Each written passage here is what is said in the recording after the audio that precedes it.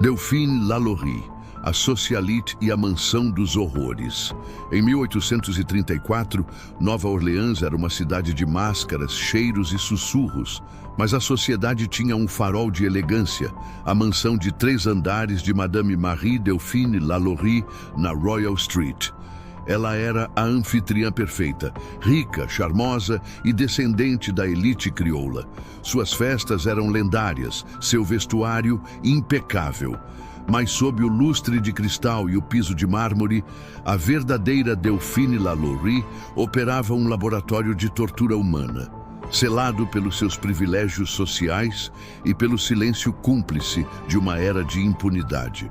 Pergunta essencial: como a mais brilhante estrela da sociedade de Nova Orleans, conseguiu esconder por anos que sua mansão era um matadouro e, mais importante, o que leva a riqueza e a posição social a se tornarem a blindagem perfeita para um sadismo que desafia a compreensão humana?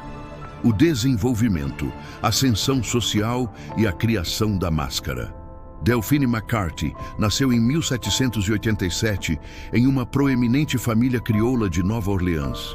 Sua vida foi um exercício contínuo de ascensão social e de sobrevivência através da manipulação. Ela se casou 3 vezes, cada marido um passo adiante na consolidação de sua fortuna e influência, e cada um encontrando um fim misterioso ou inconveniente.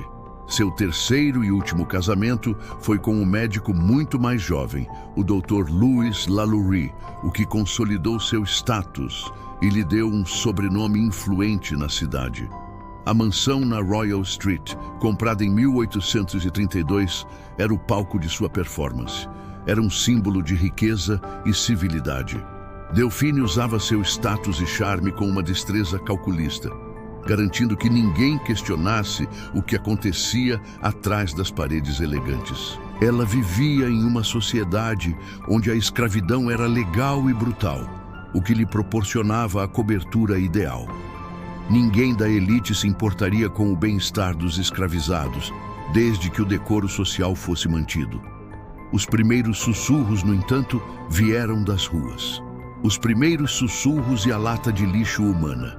Apesar da fachada, os vizinhos começaram a notar a mudança constante de escravizados na casa e, mais inquietante, a ausência de seus rostos após um breve período.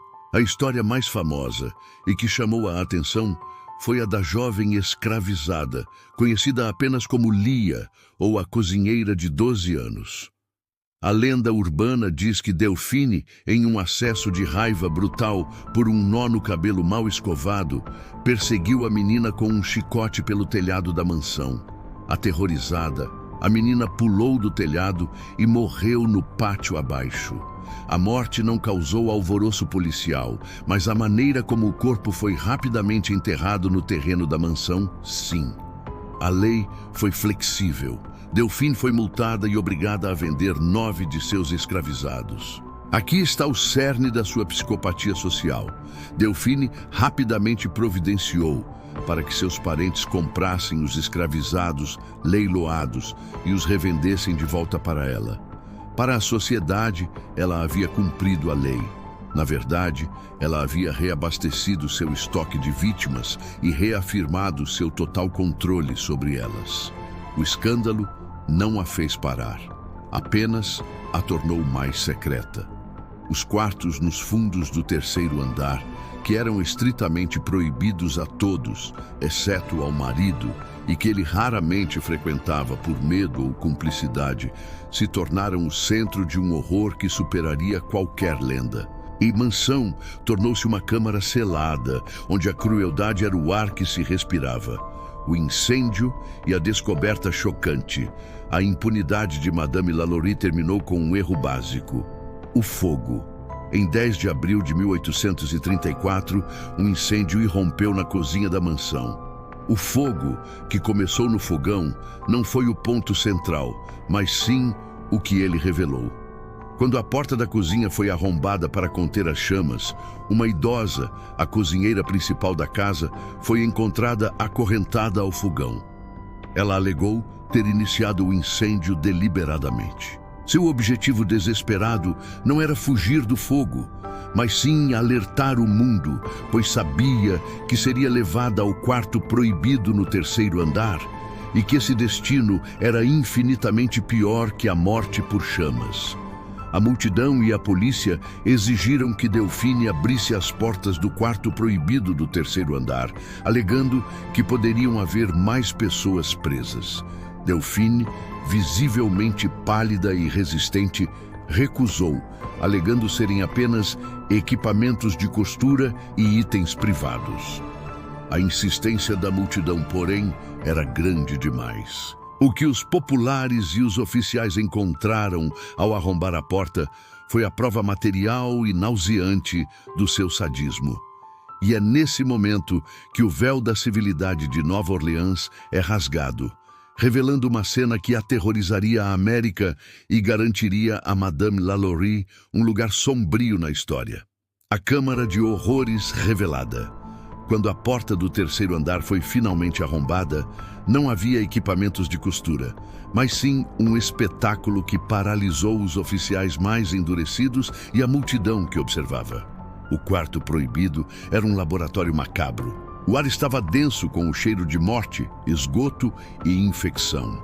6 ou 7 pessoas escravizadas foram encontradas, mas elas não estavam simplesmente acorrentadas ou mortas. Elas haviam sido submetidas a experimentos sádicos e prolongados.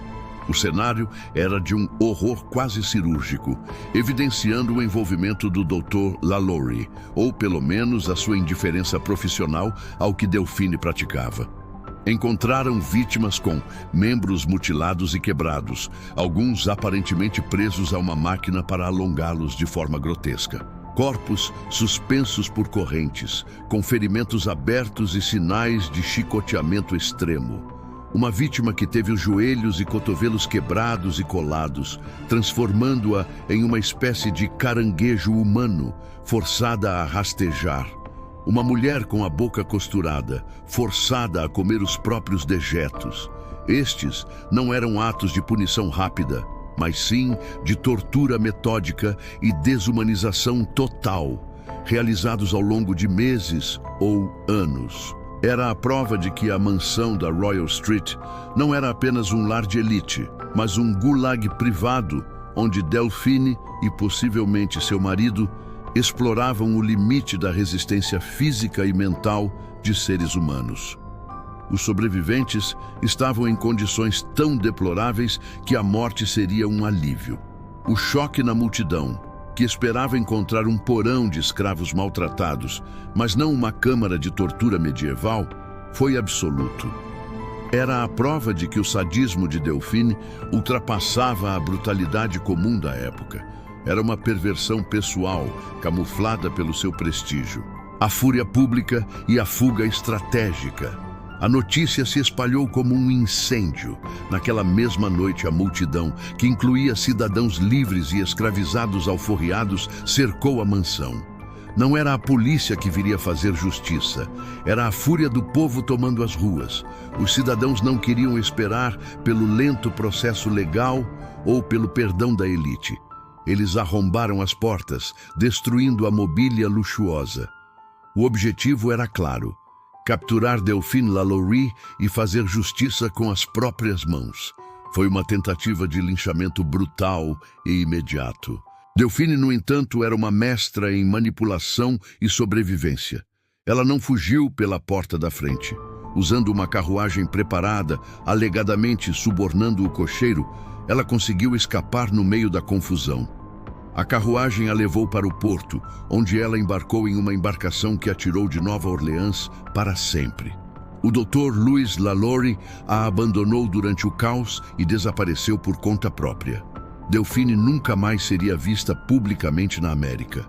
Sua fuga calculada provou que, mesmo diante do colapso moral e social, sua mente fria e estratégica estava um passo à frente da fúria da multidão. O horror que ela criou destruiu a mansão, mas não a alcançou. O legado da mansão e a morte enigmática. A mansão. Lalaurie não sobreviveu à ira popular. A propriedade foi vandalizada e deixada em ruínas. Por anos, permaneceu abandonada, alimentando lendas de gritos e aparições, um ícone de maldição. O que aconteceu com Madame Lalaurie? A história oficial é tão nebulosa quanto sua vida.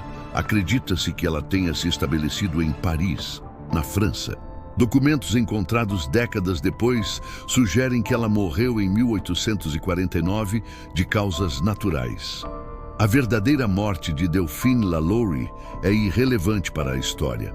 O que sobrevive é o mito. A mansão, hoje uma propriedade privada no bairro francês, é uma das paradas mais famosas dos Ghost Tours de Nova Orleans. Ela se tornou a personificação da crueldade aristocrática americana. Perguntamos a você, o público do Obscura Informação. Olhando para o horror que ela arquitetou, você acredita que Delphine Lalaurie era apenas um produto de uma época brutal, que lhe deu permissão? Ou ela era uma anomalia sádica, cujo mal superava a crueldade de sua sociedade? A história de Delphine Lalaurie nos força a encarar o perigo da superfície. Ela prova que o maior mal não vem coberto de chifres e fumaça, mas com seda, joias e um sorriso encantador, blindado pelo dinheiro. A sua história é o terror humanizado, pois mostra o que pode acontecer quando a empatia desaparece completamente e o poder social é usado como ferramenta de tortura. Ela não construiu um castelo do assassinato como H.H. Holmes, mas sim um templo secreto da desumanidade dentro das paredes de um lar respeitável. Seu legado, mais do que os fantasmas, são os sussurros de que o verdadeiro horror está na mente de quem consegue sorrir enquanto planeja a dor alheia. O maior mistério não é onde ela morreu, mas como ela conseguiu viver. Se esta investigação, nas profundezas da maldade humana, lhe mostrou a verdade oculta, inscreva-se no Obscura Informação. Ative o sino para não perder a nossa próxima investigação histórica. Deixe seu comentário e sua teoria. A maldade de Delphine era social ou inata?